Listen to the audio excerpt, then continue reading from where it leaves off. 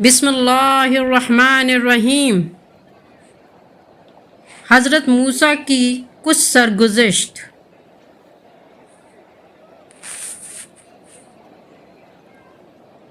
تاسین میم، یہ مضامین جو آپ پر وحی کیے جاتے ہیں واضح کتاب یعنی قرآن مجید کی آیتیں ہیں۔ ہم آپ کو موسیٰ اور فرعون کا کچھ قصہ ٹھیک ٹھیک پڑھ کر سناتے ہیں۔ ان لوگوں کی عبرت و معزت کے لیے جو ایمان رکھتے ہیں۔ بے شک فرعون سر زمین مصر میں بہت بڑھ چڑھ گیا تھا اور اس نے وہاں کے باشندوں کو مختلف گروہوں میں بانٹ رکھا تھا۔ ان میں سے ایک جماعت کو کمزور بنا رہا تھا، اس طرح کہ ان کے لڑکوں کو ذبح کراتا تھا اور ان کی عورتیں مطلب لڑکیوں کو زندہ رکھتا تھا۔ واقعی وہ بڑا مفسد تھا۔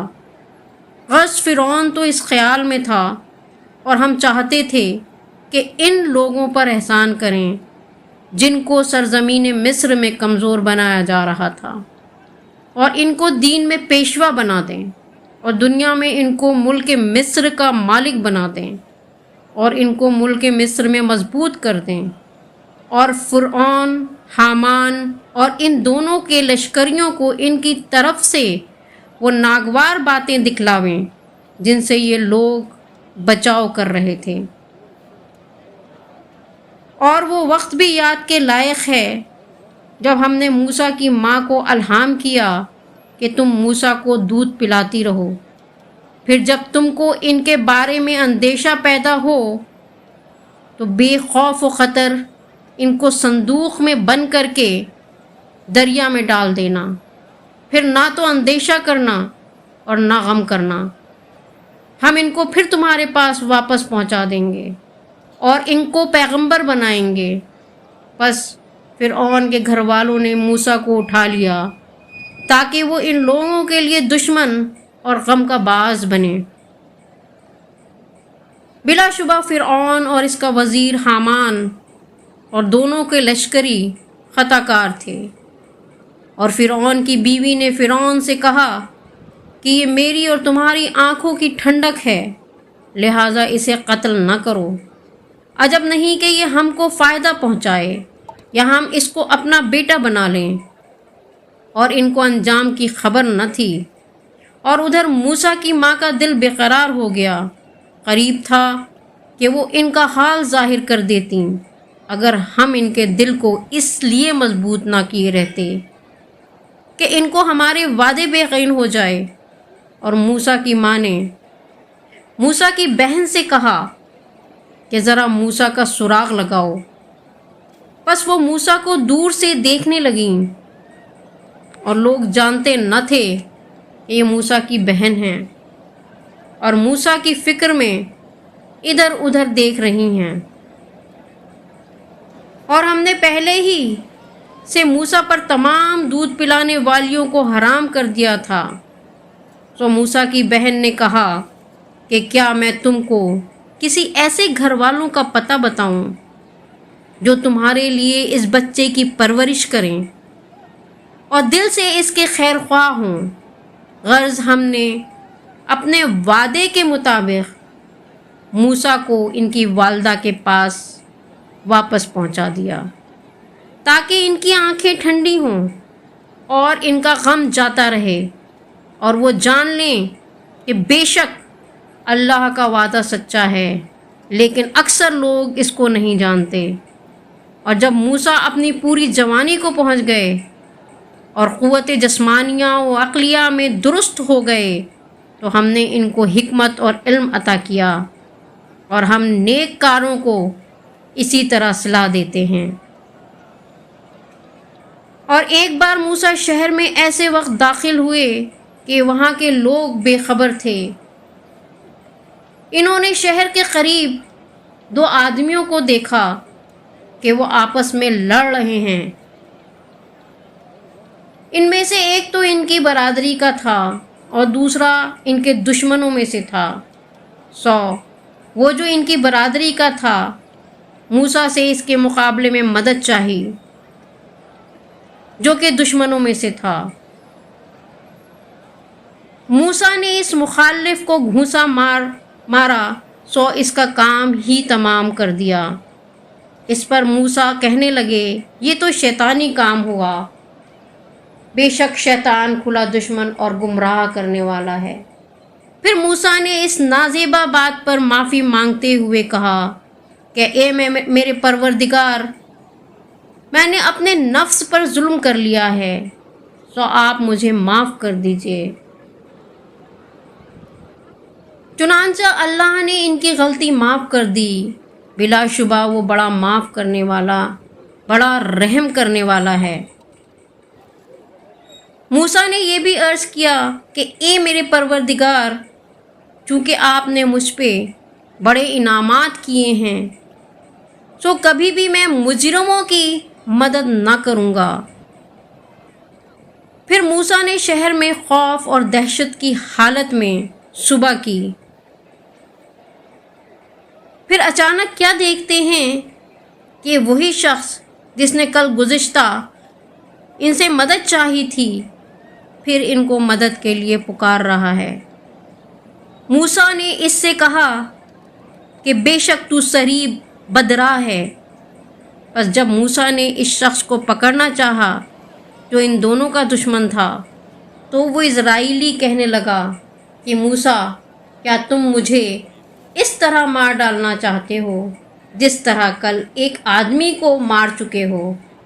معلوم ہوتا ہے کہ تم دنیا میں اپنا زور چلانا چاہتے ہو اور تم صلح اور میل ملاپ کروانا نہیں چاہتے۔ اور ایک شخص شہر کے اس کنارے سے جہاں موسیٰ کے قتل کا مشورہ ہو رہا تھا دوڑتا ہوا آیا اور موسیٰ سے کہنے لگا کہ موسیٰ، اہل دربار آپ کے متعلق قتل کا مشورہ کر رہے ہیں، آپ جلدی یہاں سے نکل بھاگیے، میں آپ کی خیر خواہی کر رہا ہوں۔ موسیٰ اسی وقت خوف اور دہشت کی حالت میں نکل پڑے، اور چونکہ راستہ معلوم نہ تھا، دعا کے طور پر کہنے لگے کہ اے میرے پروردگار، مجھ کو ان ظالم لوگوں سے نجات دیجیے۔ پارہ 20 قصص آیت 1 اور 2۔ یہ پارہ 20 میں آیت 1 اور 2 کا ترجمہ ہے۔ آج میرا حضرت موسیٰ علیہ السلام پہ یہ ویڈیو بنانے کا مین مقصد یہ ہے کہ میں بتا پاؤں کہ عاشورہ کا روزہ جو محرم کی 10ویں تاریخ کو رکھا جاتا ہے، اس کو رکھنے کی شروعات کیسے ہوئی اور اس کی فضیلتیں کیا کیا ہیں۔ عاشورہ کا روزہ جو ہے وہ اس طرح شروع ہوا کہ حضرت موسیٰ علیہ السلام اور بنی اسرائیل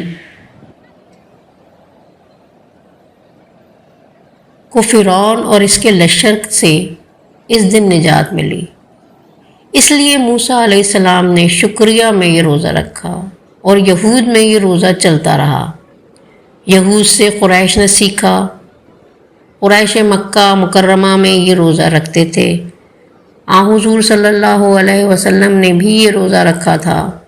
مدینہ تشریف لائے تو دیکھا کہ یہود یہ روزہ رکھتے ہیں۔ پوچھا گیا کیوں یہ روزہ رکھتے ہو؟ یہود نے بتایا کہ اس لیے کہ اللہ تعالیٰ نے ہم کو اس دن فرعون سے نجات دی۔ آپ صلی اللہ علیہ وسلم نے فرمایا کہ ہم تم سے زیادہ موسیٰ علیہ السلام کے حقدار ہیں، اس لیے آپ نے یہ روزہ رکھا اور مسلمانوں کو بھی رکھنے کا حکم دیا۔